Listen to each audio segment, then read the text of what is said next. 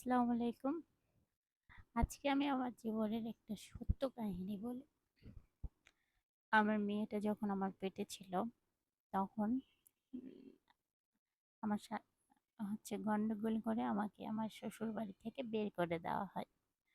তখন আমার পেটের বাচ্চাটার বয়স ১.৫ মাস। ওই বাচ্চাটাকে নিয়ে আমি ঢাকাতে চলে আসি আমার ননদের কাছে।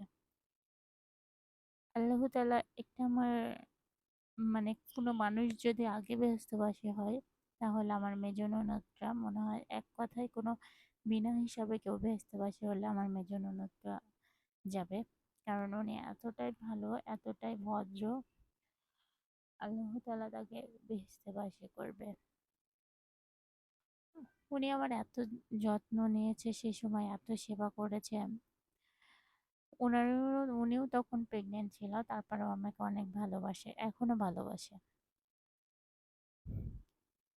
তখন একটু গন্ডগোল শেষ হলো, তখন আবার শ্বশুরবাড়ি এলাম। ওই সময় আমার একটা অসুখ হলো। রাজশাহী মেডিকেলে ভর্তি করলো। একবার অসুখটা ঠিক বুঝতেছিল না ডাক্তারেরা। একবার সার্জারি বিভাগে দিত, একবার গাইনি বিভাগে দিত। এভাবে করতে করতে একটা সময় আমার মা এসে আমাকে নিয়ে গেল। নিয়ে যাওয়ার পর ওখানে আমার অপারেশন হলো। ডাক্তার বলল যদি অপারেশন করি তাহলে এম, বাচ্চাটা নষ্ট হয়ে যাবে। তো আমি বললাম অবেশ না করে অপারেশন করেন। তখন অবেশ না করে অপারেশন করা শুরু করলো। এতটা কষ্ট হয়েছিল, একটা শরীর কেটে অবেশ না করে অপারেশন করলে যতটা কষ্ট হয়, আমার বাচ্চাটা রাখার জন্য আমি তখন এভাবে অপারেশন করলাম। আমার বাচ্চাটা প্রত্যেকটা ডাক্তার বলল ছেলে বাচ্চা হবে, ছেলে বাচ্চা হবে। আমার বাচ্চাটা যখন মেয়ে হলো, আমার বাচ্চাকে দেখতে এসে এমন একটা কাহিনী করলো, সেটা আর একটা কষ্টের বিষয়। তারপরে আমার বাচ্চাটা যখন আস্তে আস্তে বড় হতে লাগলো, তখন অনেক মানুষের অনেক কথা। কারণ আমার বাচ্চাটা অনেক কান্না করতো। কেউ বলতো সারাদিন আমাকে, কেউ বলতো রাস্তায় নিয়ে গিয়ে রাখো, সারাদিন রাস্তাতে ঘুরে বেড়াইতাম।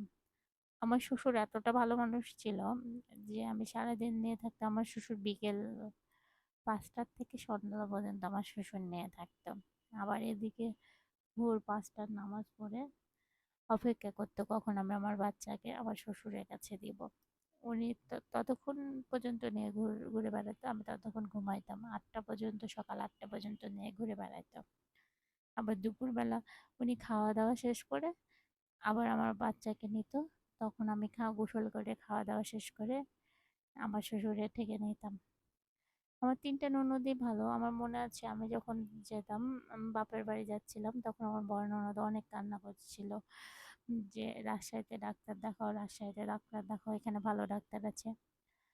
আহ, এত কষ্টের বাচ্চাকে কেউ যদি তার মুখের সামনে মেরে যদি বলে যে আমি আমার বাচ্চাকে মারি নাই, আর বাচ্চাদের কসম খায়, তাহলে সেটা অনেক কষ্টেরজনক।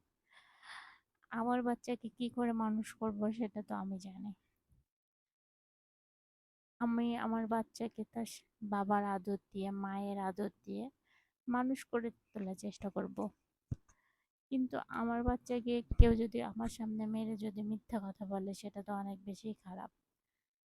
আমি জানি না তার সাথে আমার কি এমন শত্রুতা, সে কিসের জন্য আমাকে আর আমার বাচ্চাকে সহ্য করতে পারে না, এটা আমি বুঝি না। আমার ছোট ননদটাও অনেক ভালো। আমাকে বোনের মতো দেখে, প্রত্যেকটা জিনিস আমাকে দিবে, সবকিছুই আমার বাচ্চাকে দিবে। তার বাচ্চাটাকে, আমার ছোট ননদের বাচ্চাটাকেও আমার বাচ্চাটা মারে, কিন্তু কখনো আমার ছোট ননদ দেখি না যে আমার বাচ্চার গায়ে হাত তুলেছে। তার বাড়িতে এত পরিমাণ অন্যায় করে যে আমার ছোট ননদের বাসাতে আমার বাচ্চা বা ছোট ননদ কখনো তার গায়ে হাত তোলে না।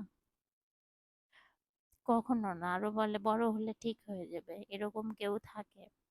আর আমার মেজ ননদ তো উনি ফেরেশতা, উনি তো কখনো কিছু বললেই না, জ্বালালেও কিছু বলে না।